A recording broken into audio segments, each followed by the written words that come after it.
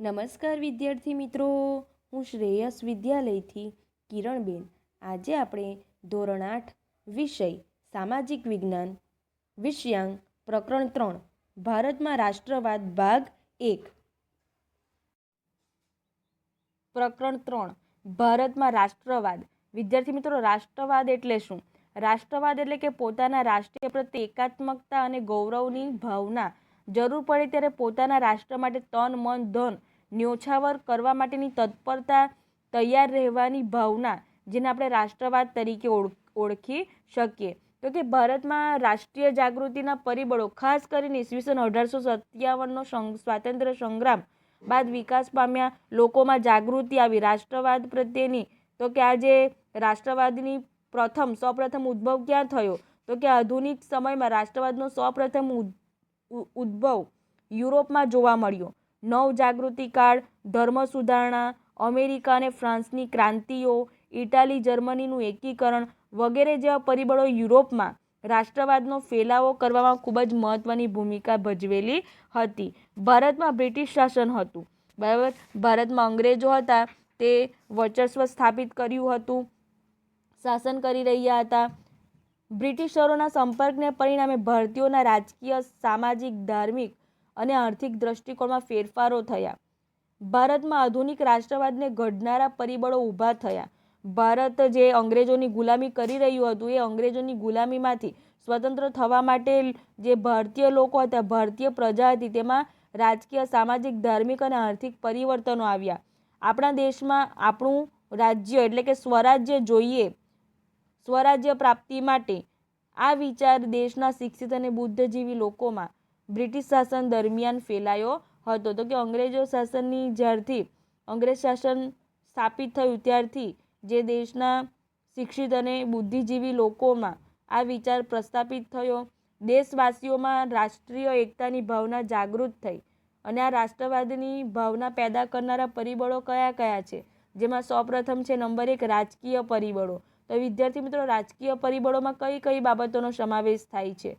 તો કે આપણા અંગ્રેજ શાસન પહેલાં આપણા દેશમાં રાષ્ટ્રીય એકતાનો ખૂબ જ અભાવ જોવા મળતો હતો. રાજકીય એકતા એટલી બધી પ્રભાવશાળી હતી નહીં. તો કે આ રાજકીય એકતામાં વધારો, ફેલાવો કઈ રીતે થયો? તો કે ભારતમાં જે નાના મોટા રજવાડાઓ હતા, રાજા રજવાડાઓ થઈ ગયેલા. તો કે આપણો જે ભારત દેશ છે તે નાના મોટા રજવાડાઓમાં વહેંચાયેલું હતું. તો કે આવા રાજાઓએ અંદરોઅંદર યુદ્ધ કરતા હતા પોતાના પ્રદેશો માટે.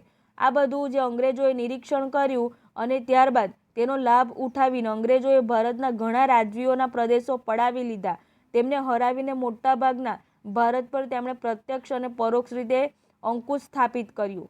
અંગ્રેજોના તાબા હેઠળ એક સરખું વહીવટીતંત્ર અમલમાં આવ્યું. જે અંગ્રેજો ઈચ્છા ધરાવતા હતા એ પ્રકારે તેમણે વહીવટીતંત્ર ઘડ્યું અને એ રીતે ભારત પર પોતાનું વર્ચસ્વ સ્થાપિત કર્યું. અંગ્રેજ શાસનનો અનુભવ એકંદરે સારો ન હતો. આ અને આવા અનેક કારણોસર અંગ્રેજ શાસન સામેનો વિરોધ ઊભો થયો. તો આ રીતે ધીરે ધીરે આ વિરોધ પ્રબળ બનતો ગયો. તો આ રીતે રાજકીય વિરોધ જોવા મળતો હતો. નંબર 2 આર્થિક. અંગ્રેજોની આર્થિક નીતિએ ભારતને પાયમાલ કર્યું. તો કે અંગ્રેજોની કયા પ્રકારની આર્થિક નીતિ હતી? તો કે અંગ્રેજોની જકાત નીતિ, ભેદભાવ ભરેલી જકાત નીતિને પરિણામે જે ભારતનો ઉદ્યોગ સાહસિક વર્ગ હતો તે બેકાર બન્યો. અંગ્રેજો ભારતમાંથી જે કાચો માલ ખૂબ જ ઓછા ભાવે ઇંગ્લેન્ડ લઈ જતા હતા અને ઇંગ્લેન્ડથી તૈયાર થયેલો માલ ભારતમાં ખૂબ જ ઊંચી કિંમતે ભારતના બજારોમાં વેચાણ કરતા હતા. એટલે કે જે તૈયાર થયેલો માલ કે જેના પરથી તેઓ ખૂબ જ વધુ આવક મેળવતા હતા તે તેઓ ક્યાં લઈ જતા હતા? ઇંગ્લેન્ડ લઈ જતા હતા. અને આપણા જે ભારત દેશનો કાચો માલ છે તે માટે ખૂબ જ ઓછી કિંમત તેઓ ચૂકવતા હતા. પરિણામે જે ભારતનો જે ખેતી ધરાવતો જે વર્ગ છે, ખેડૂતો, તો કે તેમને ખૂબ જ ઓછી કિંમત પ્રાપ્ત થતી હતી. તો કે તેમનું ભરણ પોષણ પણ થઈ શકતું હતું નહીં. પરિણામે જે ભારતનો ખેડૂત છે તે દેવામાં ને દેવામાં જ દેવાદાર બનતો ગયો. ત્યારબાદ ઇંગ્લેન્ડથી ભારત આવતા તૈયાર માલ પર નજીવી જકાત લેવાતી હતી. આપણે જ્યારે અન્ય દેશોમાંથી માલ મંગાવીએ છીએ ત્યારે તે સરહદ પર આપણે કેટલાક વેરાઓ ચૂકવવા પડતા હોય છે, તો કે જેને જકાત તરીકે ઓળખવામાં આવતી હતી. તો તે જકાત જે ઇંગ્લેન્ડથી આપણા ભારતમાં માલ આવતો હતો તેના પર ખૂબ જ ઓછી લેવામાં આવતી હતી અને તેનો લાભ કોને પ્રાપ્ત થતો હતો? અંગ્રેજોને. જ્યારે હિન્દમાંથી એટલે કે આપણા ભારતમાંથી ઉત્પન્ન થયેલી ચીજ વસ્તુ જ્યારે અન્ય દેશોમાં જતી હતી તો તેના પર વધુ જકાત લેવામાં આવતી હતી અને એનો લાભ પણ કોણ? અંગ્રેજો પ્રાપ્ત કરતા હતા. જે જકાત હતી તે અંગ્રેજ સરકારો પાસે રહેતી હતી, બરાબર. અને તેથી એનો લાભ કોને પ્રાપ્ત થતો? તો અંગ્રેજોને પ્રાપ્ત થતો હતો. તો આ રીતે ભારતમાં ઉત્પન્ન થતો માલ ખૂબ જ મોંઘો પડતો, જ્યારે ઇંગ્લેન્ડમાંથી ઉત્પન્ન થતો માલ ભારતમાં ખૂબ જ સસ્તો વેચી શકાતો. તો આ રીતે ભારતના બજારોમાં જે ઇંગ્લેન્ડથી તૈયાર થયેલો માલ આવતો હતો તે ખૂબ જ ઊંચી કિંમતે વેચાણ કરતા હતા અને તેને પરિણામે તે આવક એ અંગ્રેજોની આવકમાં ખૂબ જ વધારો થયો અને આપણા જે ભારતના ઉદ્યોગ સાહસિકો હતા તેઓ બેકાર બન્યા, આપણા ભારતના ઉદ્યોગો પડી ભાંગ્યા. તો આ રીતે હરીફાઈમાં ભારતના હસ્ત ઉદ્યોગ અને ઉદ્યોગ ધંધા ટકી શક્યા નહીં અને પરિણામે કારીગર વર્ગ બેકાર બન્યો. તો આ રીતે ભારતના ભોગે ઇંગ્લેન્ડને સમૃદ્ધ બનાવવાની અંગ્રેજોની ભેદભાવભરી જકાત નીતિ સામે પ્રજામાં રાષ્ટ્રીય જાગૃતિ વધી. નંબર 3, વાહન અને સંદેશા વ્યવહાર. તો કે વાહન અને સંદેશા વ્યવહારને પરિણામે કઈ રીતે લોકોમાં રાષ્ટ્રવાદની ભાવના જાગૃત થઈ?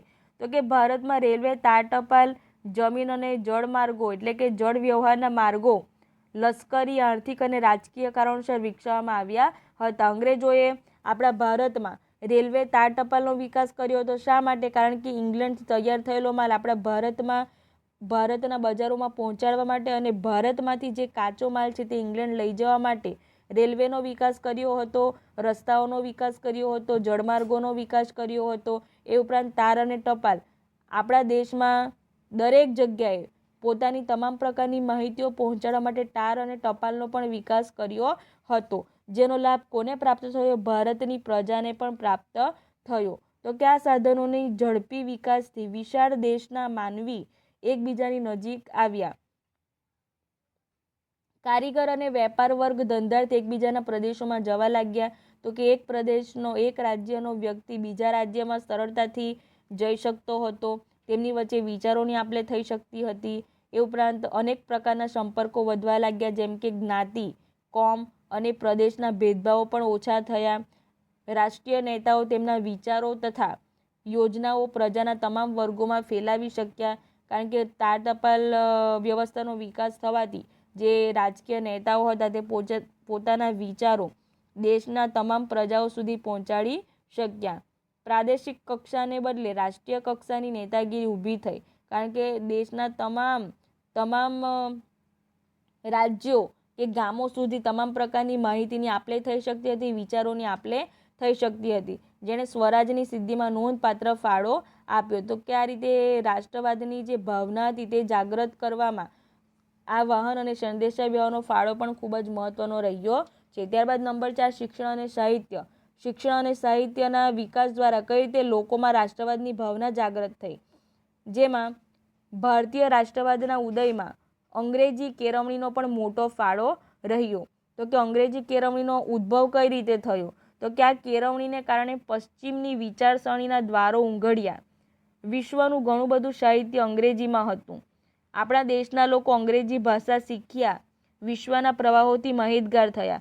તો કે આપણે અંગ્રેજી જે શીખ્યા, અંગ્રેજોએ જે અંગ્રેજી શિક્ષણ, અંગ્રેજી કેળવણી દાખલ કર્યું. શા માટે દાખલ કર્યું? કારણ કે તેમનો જે વહીવટ હતો તે માટે તેમણે એવા અધિકારીઓની જરૂર હતી કે જેઓ અંગ્રેજીમાં તમામ પ્રકારનો વહીવટ સંભાળી શકે. તો એ માટે તેમણે ભારતમાં જ અંગ્રેજી કેળવણીનો પ્રારંભ કર્યો અને એ રીતે અંગ્રેજી શિક્ષણનો પ્રારંભ આ રીતે થયો હતો. પરિણામે દેશમાંથી તેમને વહીવટી માટે અધિકારીઓ મળી રહે એ પ્રકારે તેમણે આયોજન કર્યું હતું. તો કે આ રીતે આપણા દેશના નાગરિકો અંગ્રેજી શીખવાને પરિણામે વિશ્વના ઘણા બધા એવા પુસ્તકો જે છે, માહિતી છે, તે અંગ્રેજીમાં ઉપલબ્ધ છે. પરિણામે તેઓ અંગ્રેજી ભાષા જાણવાને પરિણામે આ તમામ પ્રકારની માહિતી પણ તેઓ જાણી શક્યા અને આ કારણે જ અમેરિકન સ્વાતંત્ર્ય સંગ્રામમાંથી લોકશાહીની અને ફ્રાન્સની ક્રાંતિમાંથી સ્વતંત્રતા, સમાનતા અને બંધુત્વની ભાવનાની પ્રેરણા મળી. તો કે આપણે ત્યાંથી જે ઘણા બધા યુવાનો હતા તે શિક્ષણ મેળવવા માટે અન્ય દેશોમાં જતા હતા અને ત્યાં તેઓ અંગ્રેજીમાં શિક્ષણ પ્રાપ્ત કરતા હતા. આપણા ભારતમાં પણ અંગ્રેજી શિક્ષણની શરૂઆત થઈ હતી અને તેને પરિણામે અમેરિકન સ્વાતંત્ર્ય સંગ્રામમાંથી લોકશાહીની અને ફ્રાન્સની ક્રાંતિમાંથી સ્વતંત્રતા, સમાનતા અને બંધુત્વની ભાવનાની તેમણે પ્રેરણા મેળવી. આત્મશ્રદ્ધા વધી અને સૌ ભારતના ઉજ્જવળ ભાવિની કલ્પના કરવા લાગ્યા. દેશની પ્રાદેશિક ભાષાઓમાં નવલકથાઓ, નાટકો, વાર્તાઓ, કાવ્યો અને ગીતો વગેરે લખાયા.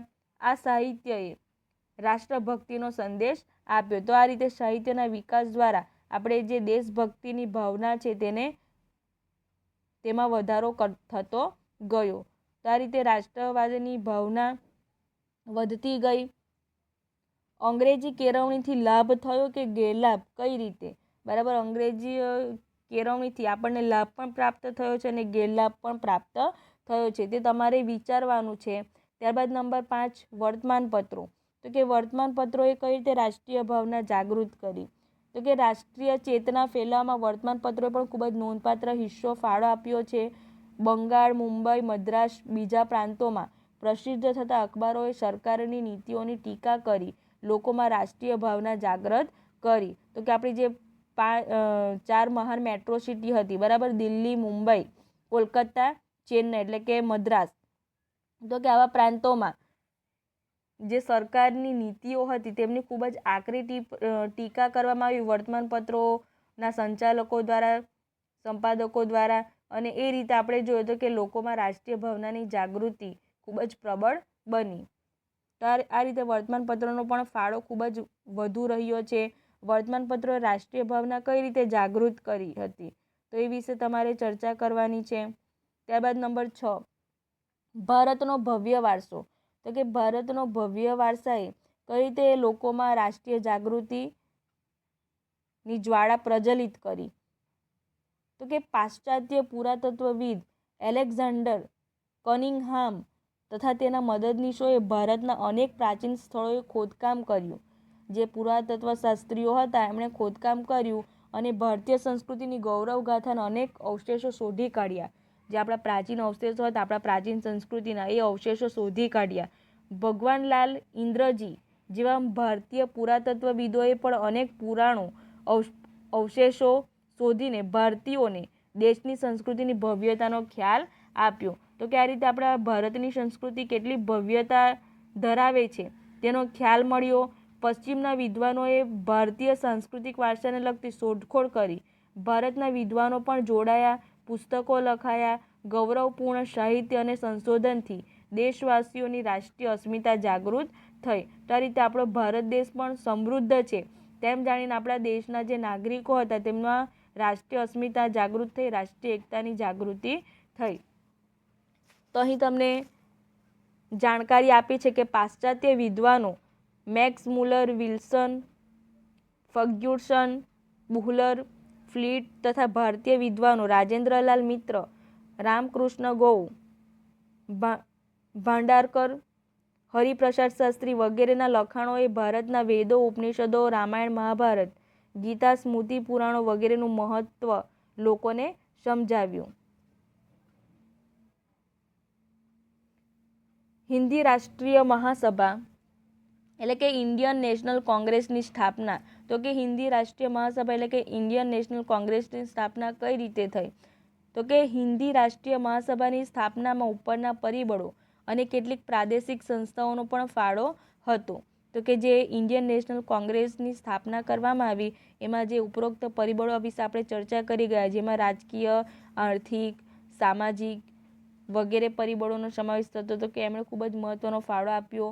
હિન્દી રાષ્ટ્રીય મહાસભા અગાઉના પ્રાદેશિક સંગઠનો, જે હિન્દી રાષ્ટ્રીય મહાસભા હતી એ અગાઉના કેટલાક સંગઠનો થઈ ગયા, જેમાં સૌપ્રથમ છે Bengal British Indian Society Kolkata, Bengal British Indian Society Kolkata. ત્યાર પછી મદ્રાસ નેટિવ સભા ચેન્નઈ એટલે કે Madras Indian Association Kolkata, Bombay Association Mumbai, Sarvajanik Sabha Pune. તો કે આ જે સંસ્થાઓ હતી તે પ્રાદેશિક સંગઠન તરીકે જાણીતી હતી.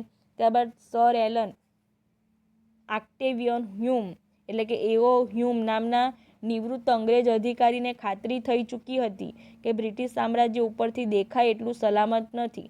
તેઓ માનતા કે જનતામાં ફેલાયેલ અસંતોષને ઘટાડવામાં નહીં આવે તો 1857ના સ્વાતંત્ર્ય સંગ્રામ જેવી જ ઘટના ફરીથી પણ બને. તો આ જન આક્રોશ રોકવા તેમણે બંધારણીય સંસ્થા સ્થાપવાનું વિચાર્યું. તો કે લોકો સહમતિ આપે એ પ્રકારનું બંધારણ ઘડવા માટે એમણે ભલામણ કરી હતી. સર એલન ઓક્ટેવિયન હ્યુમ, બરાબર, જેને એઓ હ્યુમ તરીકે ઓળખવામાં આવે છે, કે જે અંગ્રેજ અધિકારી હતા, તેઓ જે નિરીક્ષણ કર્યું તેમના પરથી તેમણે રજૂઆત કરી, બરાબર, તો કે લોકોમાં ભારે જન આક્રોશ ફેલાયેલો છે અને તેનું પરિણામ અંગ્રેજ સરકાર માટે સાનુકૂળ નહીં હોય એ બાબતની જાણ તેમણે કરી અને એ માટે તેમણે બંધારણીય સંસ્થા સ્થાપવાનું પણ વિચાર્યું. તત્કાલિક વાઇસરોય ડફરીનને સમજાવ્યા. નિવૃત્ત અધિકારના વિચારને વાઇસરોયનો પણ ટેકો મળ્યો. તમે અહીં ચિત્રમાં એઓ હ્યુમ જોઈ શકો છો. એઓ હ્યુમના પ્રયત્નોથી ડિસેમ્બર 1885માં હિન્દી રાષ્ટ્રીય મહાસભાની સ્થાપના કરવામાં આવી. તો તમને શોર્ટ ક્વેશ્ચન પૂછાય કે હિન્દી રાષ્ટ્રીય મહાસભાની સ્થાપના ક્યારે કરવામાં આવી? ડિસેમ્બર 1885માં કરવામાં આવી એઓ હ્યુમના પ્રયત્નોથી. મુંબઈની ગોકુળદાસ તેજપાલ સંસ્કૃત પાઠશાળામાં 28મી ડિસેમ્બર 1885ના રોજ વ્યોમેશ ચંદ્ર બેનર્જીના પ્રમુખ પદે તેમનું પ્રથમ અધિવેશન મળ્યું. તો કે વ્યોમેશ ચંદ્ર બેનર્જીના પ્રમુખ પદે પ્રથમ અધિવેશન મળ્યું. ક્યાં મળ્યું? મુંબઈની ગોકુળદાસ તેજપાલ સંસ્કૃત પાઠશાળામાં. તેમાં ભારતના જુદા જુદા પ્રદેશોમાંથી 72 પ્રતિનિધિઓએ હાજરી આપી હતી. તેમાં દાદાભાઈ નવરોજી, ગોપાલકૃષ્ણ ગોખલે, ફિરોઝશાહ મહેતા, બદરુદ્દીન તૈયબજી, કેટી તલંગ, દિનશા બાદશાહ વગેરે મુખ્ય આગેવાનો હતા. દેશની અનેક સમસ્યાઓ પર ચર્ચા વિચારણા થઈ. તો આ રીતે જે પ્રથમ અધિવેશન મળ્યું તેમાં જે 72 જેટલા પ્રતિનિધિઓએ હાજરી આપી હતી અને આપણા દેશની જે સમસ્યાઓ હતી તે વિશે ચર્ચા વિચારણા શરૂ થઈ. તો આ રીતે આપણું હિન્દી રાષ્ટ્રીય મહાસભા કોંગ્રેસનું પ્રથમ અધિવેશન મુંબઈમાં 1885માં મળ્યું હતું, જેમાં દેશના વિવિધ સમસ્યાઓ વિશે ચર્ચા વિચારણા થઈ હતી. એ ઉપરાંત બીજું અધિવેશન કોલકાતામાં યોજાયું, જે દાદાભાઈ નવરોજીના પ્રમુખપદે યોજાયું હતું. પ્રથમ અધિવેશન વ્યોમેશચંદ્ર બેનર્જીના પ્રમુખપદે યોજાયું હતું 1885માં. જ્યારે બીજું અધિવેશન એ કોલકાતામાં 1886માં. એમાં કેટલા સભ્યો હતા? 432. જ્યારે પ્રથમ અધિવેશનમાં કેટલા હતા સભ્યો? 72. ત્યારબાદ ત્રીજું અધિવેશન મદ્રાસમાં યોજાયું, જે બદરુદ્દીન તૈયબજીના પ્રમુખ હેઠળ 1887માં યોજવામાં આવ્યું. 607 જેટલા સભ્યો હતા. મહાસભાની પ્રથમ તબક્કાની કામગીરી 1885થી લઈને 1905. તો કે મહાસભાના પ્રથમ તબક્કાની કામગીરી બંધારણીય હતી. મહાસભાએ સરકાર સમક્ષ રાજકીય હક્કો, આર્થિક અને સામાજિક વિકાસ, શૈક્ષણિક પ્રગતિ માટે કરેલી માંગણીઓને અંગ્રેજ સરકારે અવગણી હતી. આ માંગણીઓએ ભવિષ્યની લડત માટે મજબૂત પાયો નાખ્યો હતો. તો કે જે બંધારણ સભા ઘડવામાં આવી હતી અને એમના દ્વારા જે માંગણીઓ રજૂ થઈ તો તેનો અંગ્રેજ સરકારે વિરોધ કર્યો, તેને અવગણી કાઢવામાં આવી અને આ માંગણીઓને પરિણામે ભવિષ્યની લડત માટે મજબૂત પાયો નંખાયો. સરકારી નોકરીઓમાં હિન્દીઓને વધારે પ્રમાણમાં લેવા, લશ્કરી અને મુલકી ખાતાઓમાં થતો ખર્ચ ઘટાડવો, ખેડૂતોને દેવામાં રાહત આપવી, ગૃહ ઉદ્યોગોને સજીવન કરવા માટેની માંગણી કરવામાં આવતી.